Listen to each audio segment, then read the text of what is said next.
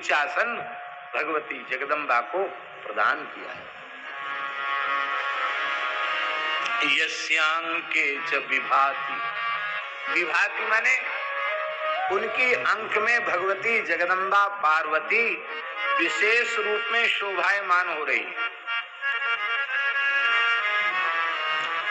देवापगा मस्तके, देव नदी गंगा जिनकी मस्तक में जटाओं में शोभायमान हो रही हैं और जिनके भाल में ललाट में बाल विधु द्वितीया का चंद्रमा, जिनकी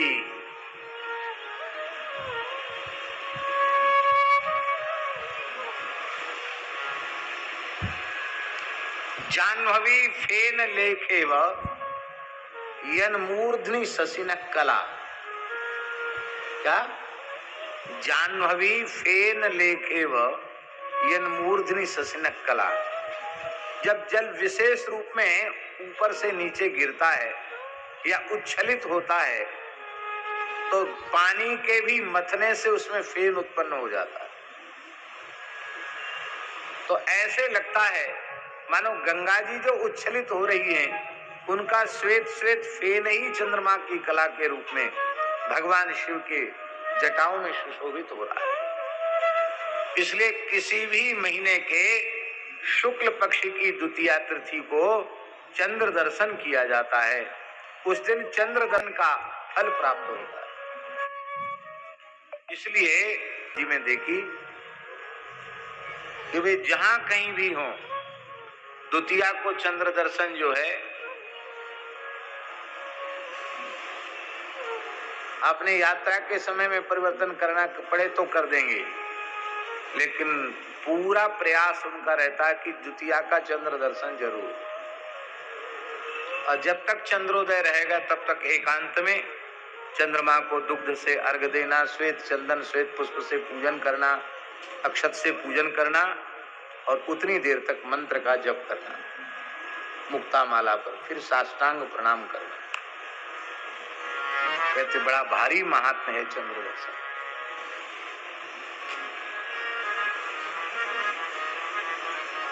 बालकांड में गोस्वामी जी ने कहा वंदे बोधमयम नित्यम गुरुम शंकर रूपिणम यमाश्रितो हि वक्रोपि चंद्रः सर्वत्र वंद्यते।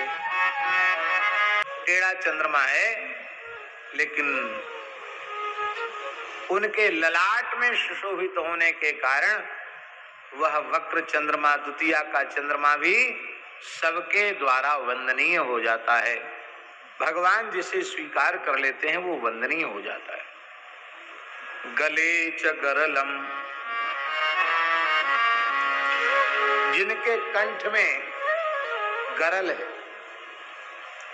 कालकूट नाम का विष जिनके कंठ में है। बड़ा सुंदर भाव है। मुख में विष नहीं है, मुख में तो राम नाम है, कथा कीर्तन है, मुख में विष नहीं है। हृदय में भी श्री ठाकुर जी विराजमान है, श्री जी विराजमान है। वृंदावन अयोध्या सब हृदय में भोले बाबा के बसे हुए हैं। विष कहाँ है? न मुख में है न हृदय में है। समझ में आई बात? नहीं आई। ये काम क्रोधादि भयंकर विष हैं। इन विषों को अपने गले के नीचे मत उतरने दो, क्योंकि तुम्हारे हृदय में युगल सरकार विराजमान है। शंकर जी ने विष को क्यों नहीं उतरने दिया कि मेरे हृदय में युगल सरकार विराजमान है, ये तीक्ष्ण विष उन्हें पीड़ा पहुंचाएगा। हम वैष्णव विचार करें, ये काम क्रोधादि के विकार विष हैं और ये विषय विष हमारे हृदय विहारी को पीड़ा पहुंचाएगा, तो इतने विचार मात्र से हमारा हृदय निर्विकार हो जाएगा।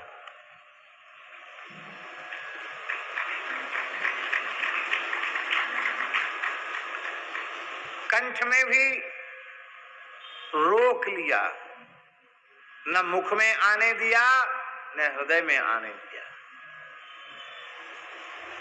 कंठ में रोक लिया।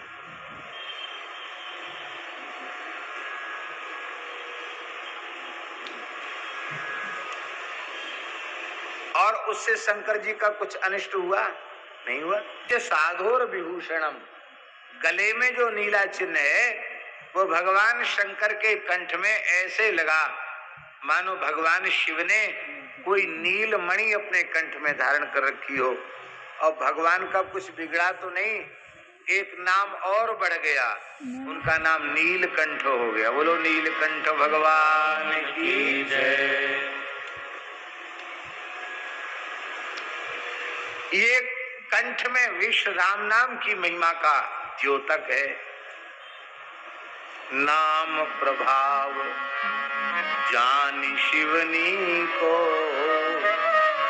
कालकूट फल दीन अमी रात। जिनके वक्षस्थल पर शेष नाग विराज, व्याल राट माने भगवान शेष।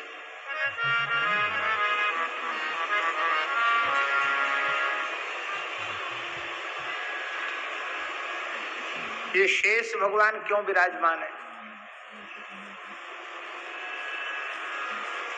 देखो, वैष्णव का वैष्णव से बड़ा भारी प्रेम होता है, और समान साधन वाले वैष्णव मिल जाएं तो उनकी प्रीति का क्या कहना। जैसे भगवान शेष भगवान अपने 1000 मुखों से 2000 जिह्वाओं से निरंतर भगवान के नाम का कीर्तन करते रहते हैं, निरंतर। और 1000 नाम रोज नए लेते हैं, रोज नवीन, एक नया सहस्त्र नाम पढ़ते हैं रोज शेष जी, और उनका नाम ही है शेष। शेष माने सबके समाप्त होने के बाद भी जो शेष रह जाए, बच जाए, बाकी रह जाए, उसको शेष कहते हैं। सनातन काल से वे नाम ले रहे हैं और सनातन काल तक लेते रहेंगे, लेकिन भगवान के नामों का पार शेष ने भी पाया नहीं। उनके माधुर्य से आपके मुंह में लार बनने लग जाती है, उस लार को वे समेटते नहीं अपने जीव से। क्यों?